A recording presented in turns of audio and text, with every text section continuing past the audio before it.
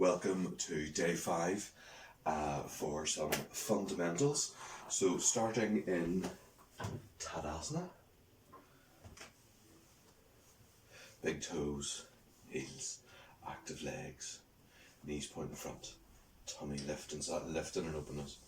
Try not to get bogged down, shoulder blades moving in and also drawn down, and the tailbone lengthening down. It's all connected. Tailbone lengthens to connect to the tummy, to connect to the lift, the openness, the drawn in at the back, the down connects to, etc. Urdhva Hastasana. I'm going to say keep it wide. Certainly don't be in a rush to bring the hands together. Parallel is fine. I don't think there's an awful lot of room in the shoulder. I think out here is generally good. Front ribs, back ribs. Draw the back of the neck down, or back. Draw the chin back towards the back of the neck. Keep the back of the neck long. Tadasana. Then coming down to the floor. Joining Nairobi, who seems to have lost her ping pong ball.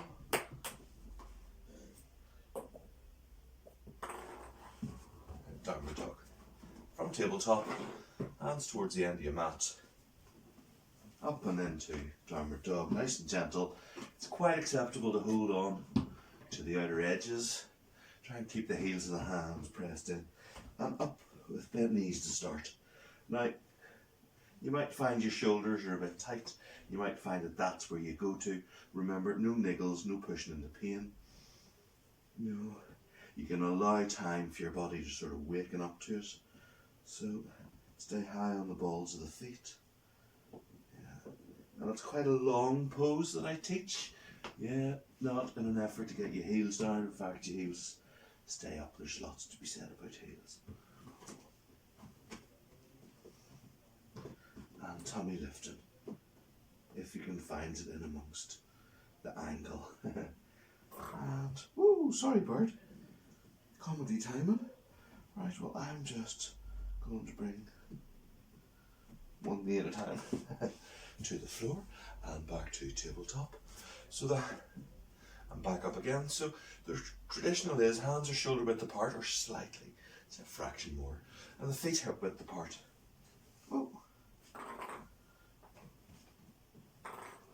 And lengthen through the top body. So if you can, it's from the wrists all the way up to the sit bones. Sit bones, the highest part of the pose. And then you lengthen, you begin to straighten the legs, but depending on your hamstrings, I need a little development into this. So you're not pushing your heels down towards the floor. That's a bit of a sort of, I might call that the gross instruction, but actually you're lengthening the heels back towards the wall behind them. And you're lengthening, you're bringing it back by the power in your legs, for the quads, the fronts of the thighs, but also you're lifting up out of the arches of the feet, the fronts of the feet, back into the heels, all while keeping this down. Yeah, you're looking for a point where, have I gone too far that has had to bend to sacrifice it to get there? In which case you work just below that. Okay, and to tabletop.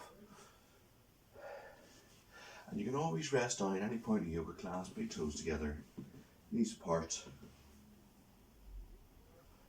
forehead rested. If like me, if your weight's back in your heels, you can bring your hands around behind you, that's fine. If like me, it's a bit forwards, if I move my hands, my weight is going to be in my neck. Don't do it. Using the hands to counterbalance. Right, up you come, Trikonasana, downward dog.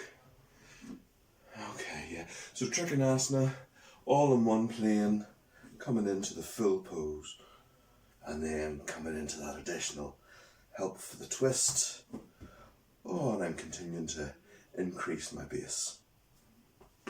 These ribs want to just arch forwards, draw them back. And the same side.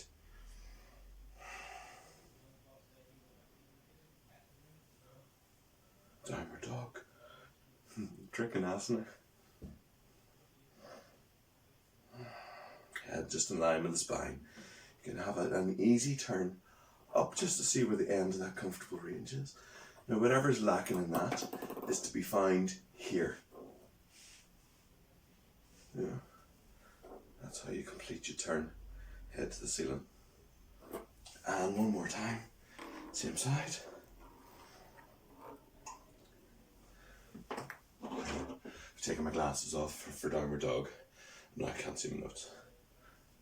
Top hand up.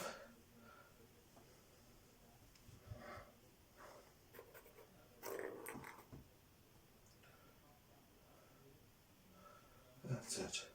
So think about that turn that you're looking for, you know, just to stay in those two planes.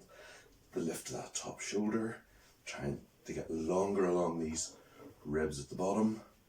So, and the top arm up. And you want to have, so that's all, that's the end point there. So let's see if we can build that in as we go one more time on this side. And as you go this way, try not to rely on the list, the instructions list. Just get that rotation in as you're going. Get that sort of memory of the end point and bring the whole pose into that. Good. Up. Opposite side. 3 times. And then once with the end built in. Someone remind me. And hand out. So remember, you're not going to where you expect to be in the pose. You're still listening to that feedback from what your body has to say about the instruction you've just given it. Yeah. We're not going, sweep down to come up, second time. We're not going right to the very maximum we can do. Or if we ever do, we just ease back off that. Yeah. You go to your maximum in a stretch. What your body does is it tightens up to protect itself. Okay. If you back off on that a little bit, whether it's 10% or 20%, sweep down to come up. Third time, and think about the rotation as we're going in. Think about what you arrive at the end point with and what you have to then sort of add in. Correct that foot. So yeah, so go to your maximum, back off at 10, 20% and works at your sort of maximal stretch, you might call that. And there, after about 30 seconds or under a minute anyway, your stretch receptors reset. And what you feel is that your body is just gone. And a wee bit of space has opened up in the stretch, and you just move into that space. So it's not a fight with it. It's an accommodation, and in that accommodation you and your body get to come to a new understanding. Okay, build the end point into the Trikonasana as we go. So you know you have to get that rotation in. Head in line, active legs, hands straight up. And as I hold this, I'm continuing to work on little micro movements in that rotation. Because I know if I was to turn my head easy up, I'm 30 to 45 degrees off it. You know, with an easy turn. Okay, there's 30. Sweep down and come up. Turn your toes to the front. And from here, bending forwards from the hips to your chair, remember, or to a number of blocks. Straight back, coming forwards. Let's see. Prasarita Padottanasana.